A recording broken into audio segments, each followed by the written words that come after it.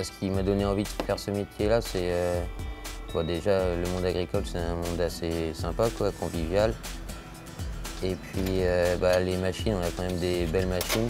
La technologie, elle évolue tout le temps.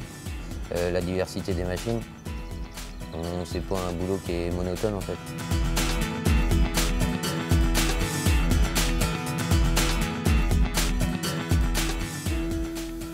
À la CUMA, quand on est en saison, par exemple sur un roomballer ou un autre matériel, le matin on lui fait l'entretien, donc le graissage, souffler. Pour le tracteur c'est pareil, on le souffle, on vérifie les niveaux, on le lave s'il n'est pas propre. C'est une image qu'on donne à la CUMA aussi, si on arrive avec du matériel qui est tout sale, les adhérents ils vont dire il sait quoi cette CUMA là.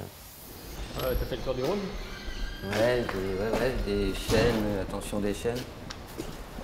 On a vérifié les axes de courroie, voir s'ils sont cassés. Ouais. Pour éviter de... En démonter? Ouais. Pour éviter de casser les agrafes. Ouais, pas de soucis. Ouais. Voilà. Je suis un certificat de spécialisation à Nozay au centre de machinisme. Et du coup, je suis une semaine à l'école et 2 semaines à la CUMA. À l'école, on voit surtout sur les machines, par exemple, on a une machine au bord, ils nous expliquent les réglages et tout. Et à la CUMA, en fait, on le met en pratique. Les deux se complètent, en fait. Former les apprentis, pour nous, c'était une obligation pour avoir des salariés à la suite. Thibaut, c'est un bon élément. Il a su s'adapter à peu près à l'équipe. Il avait des connaissances en mécanique, pas mal de connaissances en mécanique. En conduite, beaucoup moins, comme il débutait. Mais il a su s'adapter au métier. On a un salarié qui va partir en retraite d'ici peu. Et puis, il va nous falloir un salarié en plus. Alors, il a beaucoup de chance d'être embauché. Et puis, un salarié qui est bosseur, il a tout le temps de la chance de trouver des boulots.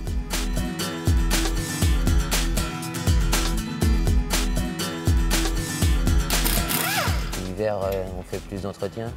Ça fait appel, en agricole, il y a pas mal de matériel qui casse. Donc, on fait de la soudure, un peu de tout, quoi. L'entretien du matériel, ça peut aller de la vidange. Après, il va falloir qu'on fasse une soudure sur une remorque. Il va falloir qu'on change un pneu. Un roulement, ça peut être... Là, c'est pareil. Le matériel, soit il tient pas. Si c'est mal fait, le matériel, il ne va pas tenir.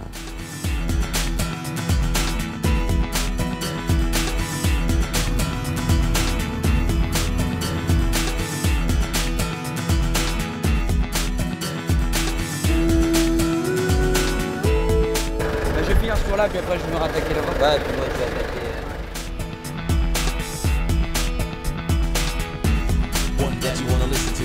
En tant qu'apprenti et tant que c'est super intéressant parce qu'on touche à tout le matériel à peu près, quoi. Là, je fais pas que du roomballer, je fais de l'épandeur, de la tonalisier, de la faucheuse, semis de maïs, semis de céréales. Donc c'est diversifié, on fait jamais la même chose. L'envie de bosser en agriculture, c'est venu que j'ai eu pas mal de stages. J'ai fait une troisième professionnelle, j'ai eu pas mal de stages. Et il y a un copain de mes parents qui est chef d'atelier dans une concession. Et il m'a proposé, enfin je lui ai demandé, il m'a dit oui. Ça m'a plu. J'ai fait 3 ans en bac pro en mécanique agricole.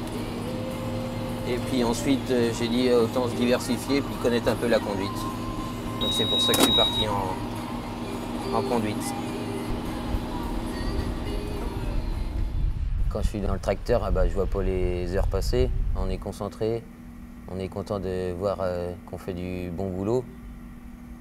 L'adhérent après, s'il vient nous voir et qu'il nous dit voilà, t'as fait combien de bottes, s'il nous fait aucun reproche, on est content de nous, quoi. Ici, entre collègues, il y a une super ambiance. Par exemple, s'il y en a un qui finit son chantier avant l'autre, on s'appelle. S'il lui reste 3 heures de boulot, on va l'aider et au lieu de finir à minuit, il finira 1 heure avant.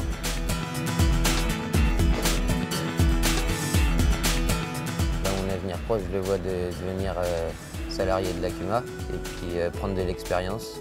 Et puis pourquoi pas après devenir chef d'atelier d'une CUMA ou d'une ETA. Il y a des offres d'emploi partout dans tout ce qui est dans le monde agricole. et c'est un beau métier.